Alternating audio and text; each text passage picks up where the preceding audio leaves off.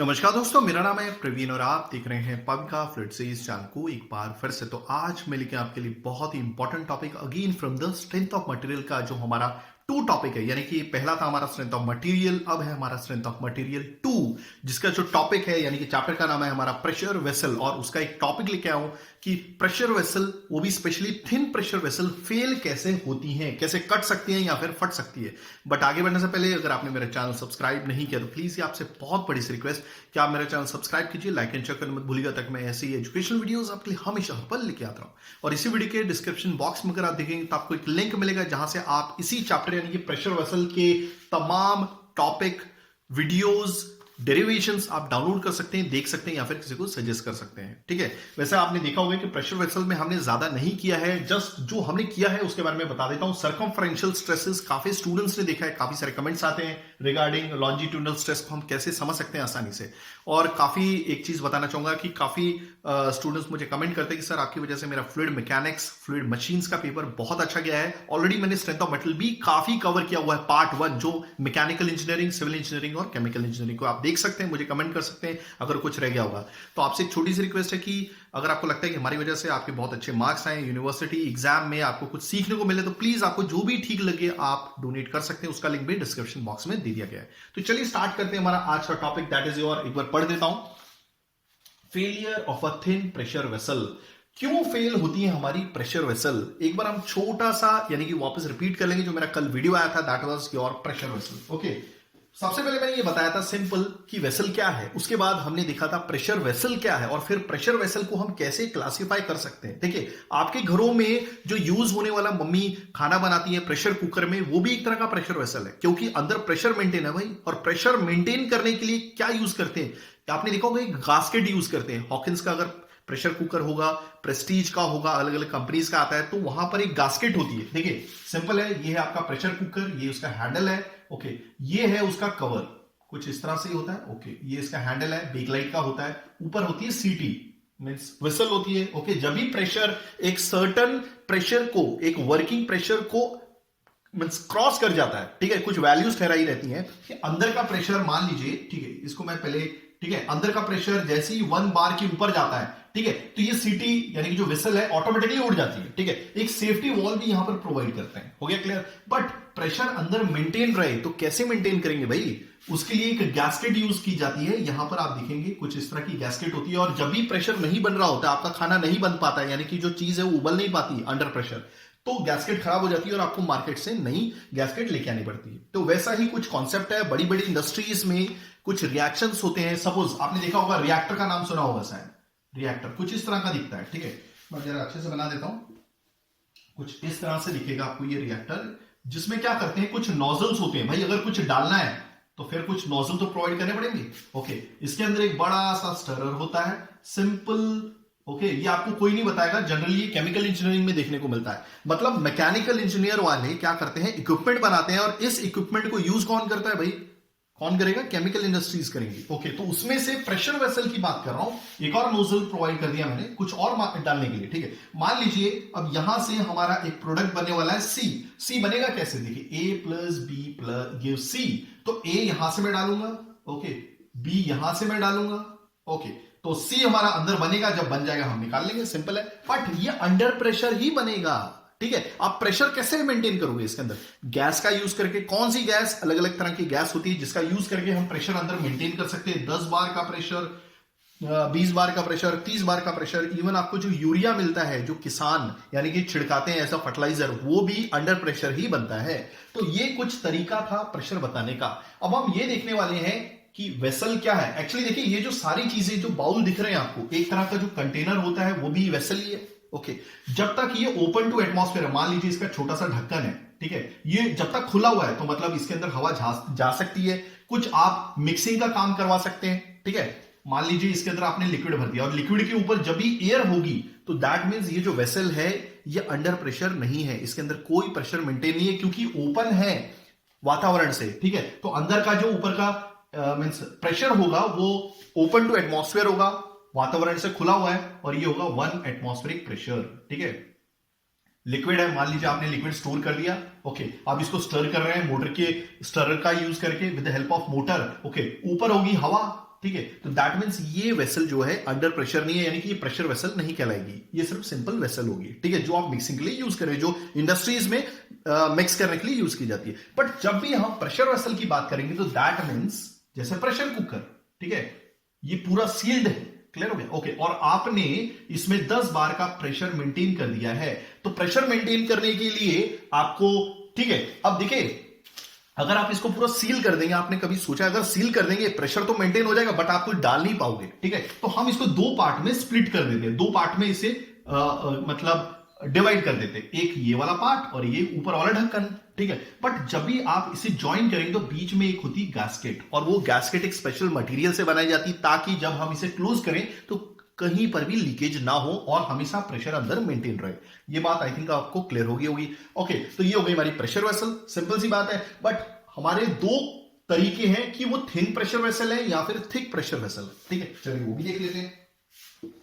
मैंने कल आपको बोला था इसमें क्या पैरामीटर दिख रहे हैं, एक तो आपको डाया दिख रहा है, एक तो आपको लंबाई दिख रही है एल जैसे क्या है, और एक इसकी थिकनेस। आपने कभी सोचा है कि ये जो प्रेशर वेसल है इसकी डेफिनेटली कुछ थिकनेस भी होगी, अगर थिकनेस बहुत कम है तो फटने के चांसेस ज्यादा हैं, अगर थिकनेस बहुत ज्यादा है तो अननेसेसरी आपने बहुत पैसा डाल दिया है उस इक्विपमेंट को खरीदने के लिए। तो परफेक्ट डिजाइन किसको बोलते हैं, यानी कि ऑप्टिमम थिकनेस क्या होगी कोई भी रिएक्टर की, कोई भी प्रेशर वेसल की, ठीक है। तो सबसे पहले हम देख लेते हैं थिन प्रेशर वेसल, जल्दी से मैं जस्ट शॉर्टली रिपीट कर रहा हूं, ठीक है।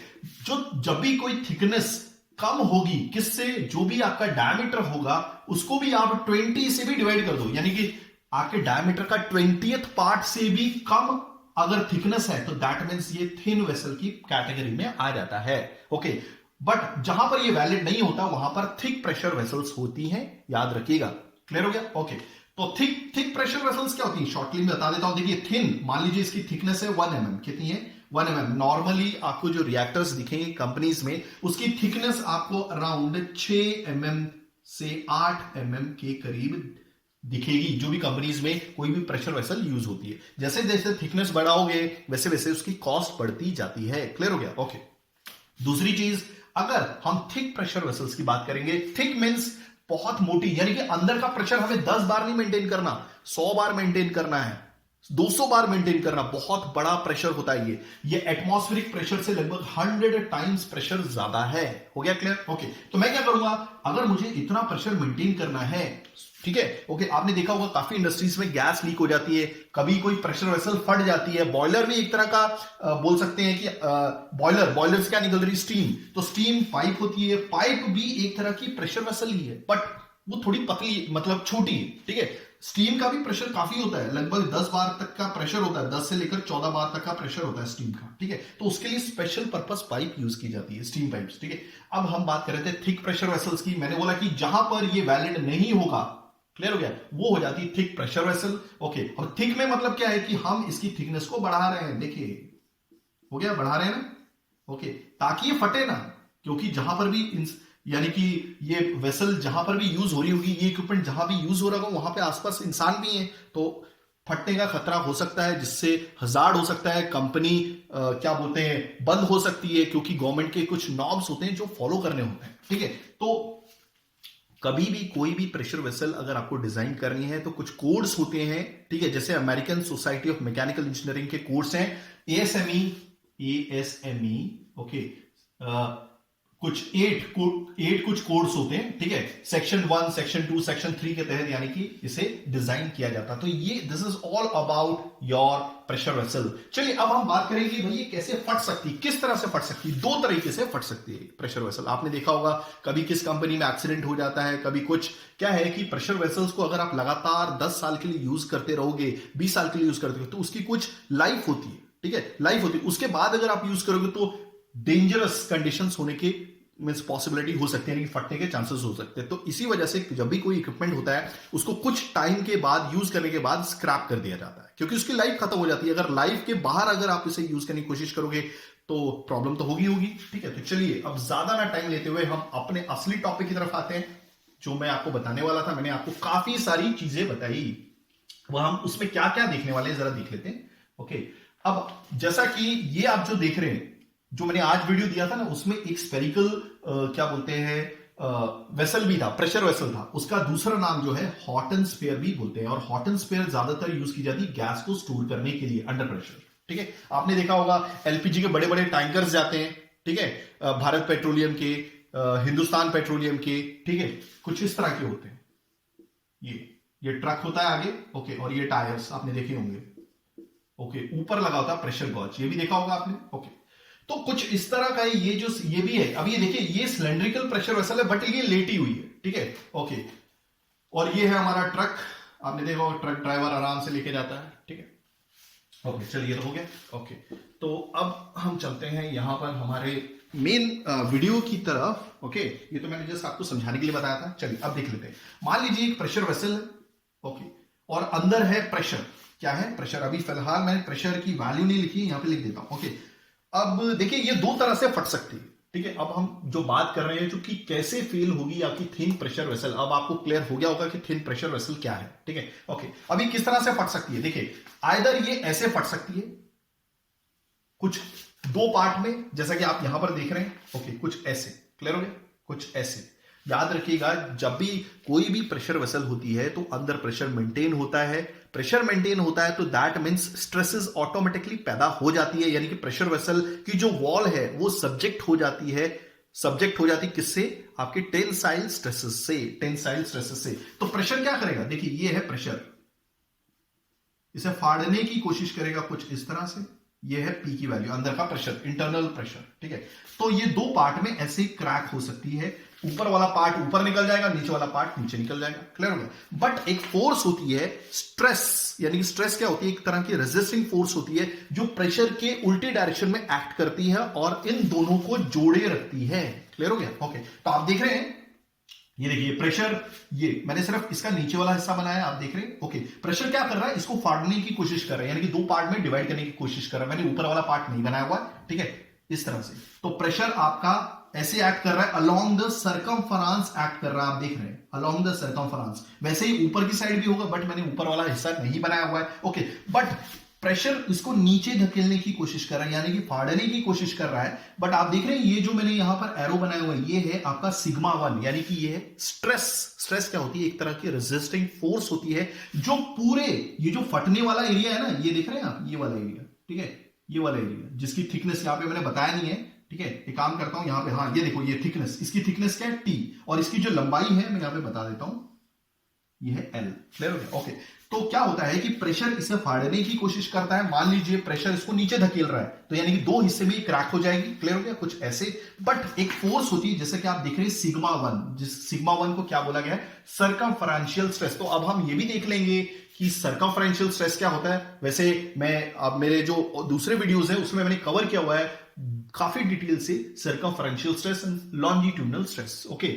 चलिए, तो क्या होता है कि एक फोर्स होती है जो एक रेजिस्टिंग फोर्स होती है जिसका नाम है स्ट्रेस, वो इन दोनों पार्ट को जोड़ने की कोशिश करता है। देखिए, ऊपर वाला पार्ट तो नहीं बनाया, एक्चुअली ये जो स्ट्रेस की वैल्यू है ना, वो यहां पर आएगी, ऐसे ऐसे कहने का मतलब, ठीक है। आई होप आपको चीजें समझ में आ रही होंगी। This is your sigma 1, clear हो गया, ओके। और जो ऊपर वाला पार्ट होता है, ऊपर वाला पार्ट जो अलग दिख रहा है, जो मैंने बनाया नहीं हुआ है, ठीक है। तो देखिए, ये जो पी की वैल्यू है ना, इसे नीचे धकेलने की कोशिश कर रही है नीचे वाले पार्ट को, ताकि ये क्रैक हो जाए। प्रेशर का तो काम यही है कि भाई कैसे भी फट जाएगी, ठीक है, ओके। और ऊपर वाले पार्ट को ये ऊपर लेकर जाने की कोशिश कर रहा है। बट स्ट्रेसेस की जो वैल्यूज होती हैं वो इसको हमेशा जोड़ने में हेल्प करती है, ठीक है। जैसे आप देख रहे हैं, ये प्रेशर की वैल्यू इसे नीचे, जो रेड कलर में दिख रहा है, ये पी की वैल्यू, वो इसको नीचे लेकर जाना चाहती है, ठीक है, फाड़ना चाहती है। बट बदले में ये जो उठ रही है, ठीक है, अलोंग द वॉल या फिर अलोंग द थिकनेस बोलेंगे, ठीक है। जैसे जैसे आप देख रहे हैं, ये जो आपको थिकनेस दिख रही है, यहां से क्या निकल रही है? स्ट्रेसेस की वैल्यूज निकल रही है। स्ट्रेसेस की वैल्यू यानी कि जो स्ट्रेस है वो उसे जोड़ने की कोशिश कर रही है ऊपर, क्लियर हो गया। तो ये उल्टे डायरेक्शन, देखिए प्रेशर नीचे डायरेक्शन में और ये ऊपर डायरेक्शन में जा रही है, ठीक है। वैसे ही अगर आप इसका अपर पार्ट देखेंगे, देखिए मैं जल्दी से बना देता हूं यहाँ पे, ठीक है, कुछ इस तरह से ये अपर पार्ट होगा, ओके। तो प्रेशर क्या कर रहा है?